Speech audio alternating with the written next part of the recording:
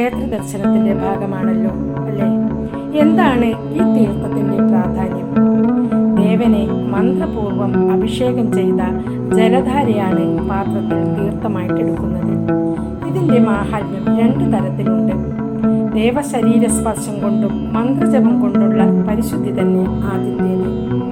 തുളസീദളങ്ങൾ കിടന്ന് അതിന്റെ ഔഷധവീര്യം സ്വാംശീകരിച്ചതാണത്രേ മറ്റൊരു മാഹാത്മ്യം. വലതു കൈയിന്റെ 5 വിരലുകളും മടക്കിയാൽ ഉണ്ടാകുന്ന കൈക്കുമ്പിളിലാണ് തീർത്ഥം വാങ്ങേണ്ടത്. കൈക്കുമ്പിൾ അങ്ങനെ തന്നെ ഉയർത്തി ഉള്ളം കൈയിൽ പ്രകടമായി ഉയർന്നു കാണുന്ന ചന്ദ്രമണ്ഡലത്തിന്റെയും ശുക്രമണ്ഡലത്തിന്റെയും ഇടയ്ക്കുള്ള ഇടുക്കിലൂടെയാണ് തീർത്ഥം സേവിക്കേണ്ടത്. നമ്മുടെ വലതു കൈയിൽ 4 തീർത്ഥങ്ങളുണ്ട്. കൈപ്പടത്തിൽ നിന്ന് നേരെ കീഴ്പോട്ടുള്ളത് നാം തീർത്ഥം സേവിക്കാൻ ഉപയോഗിക്കുന്നത് ബ്രഹ്മതീർത്ഥം. തള്ളവിരലിന്റെയും ചൂണ്ടാണി വിരലിന്റെയും ഇടയ്ക്കുള്ളത് പിതൃതീർത്ഥം. അതിന് നേരെ എതിരെ ദേവതീർത്ഥം. ബ്രഹ്മതീർത്ഥത്തിന് നേരെ കായതീർത്ഥം.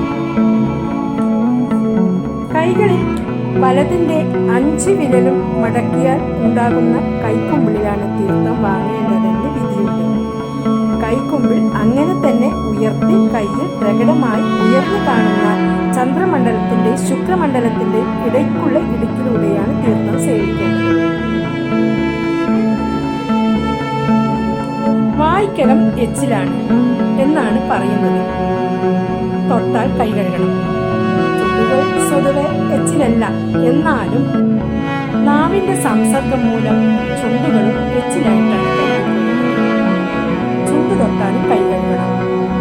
തീർത്ഥം സേവിക്കുമ്പോൾ മണിക്കണ്ഠം ചുണ്ടിൽ തട്ടാൻ ഇടവരരുത്. വായി പിളർന്നുകൊണ്ട് തന്നെ ചുണ്ടുകൾ ഉള്ളിലേക്കായിട്ട് വേണം തീർത്ഥജലം കുടിക്കുവാൻ. മേൽചുണ്ടോ കീഴ്ചുണ്ടോ തൊടാൻ ഇടവരരുത്.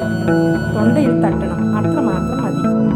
തീർത്ഥജലം സേവിച്ചതിന്റെ ബാക്കി ഉള്ള കൈയിൽ അവശേഷിക്കുന്നത് അത്രയും ശിരസിലും മുഖത്തും ദേഹത്തും തളിക്കണം. സേവിച്ച തീർത്ഥത്തിൽ നിന്ന് ഒരു തുള്ളി പോലും താഴത്ത് വീഴാതെയും മറ്റുള്ളവരുടെ ദേഹത്ത് പെടാതെയും പ്രത്യേകം മനസ്സിലെത്തണം. അതുകൊണ്ട് തല നല്ലവണ്ണം മേൽപോട്ട് മലർത്തി പിടിച്ചുകൊണ്ട് വേണം തീർത്ഥം വായിലോട്ട് പകരാൻ. ബിംബത്തിൽ മന്ത്രപൂർവം അഭിഷേകം ചെയ്ത് കിട്ടുന്ന തീർത്ഥജലം ആരോഗ്യത്തിന് ഉത്തമമാണെന്നാണ് പറയുന്നത്. ഇത്തരത്തിൽ തീർത്ഥം സേവിക്കുന്നത് കൊണ്ടുള്ള ഗുണങ്ങൾ നിരവധിയാണെന്ന് തെളിയിച്ചിട്ടുണ്ട്. തീർത്ഥങ്ങളിൽ ചേർക്കുന്ന തുളസി, കൂവളം, താമര, മന്ദാരം, തെച്ചി, മഞ്ഞൾ എന്നിവയുടെ ഔഷധ ഗുണങ്ങൾ പ്രധാനമായും രക്തചക്രമണത്തെ വർദ്ധിപ്പിക്കും. കൂടാതെ രക്തത്തിലെ മാലിന്യങ്ങളെ നീക്കം ചെയ്ത് ശരീരത്തെ ശുദ്ധീകരിക്കുകയും ചെയ്യുന്നു. ഇതാണ് തീർത്ഥവും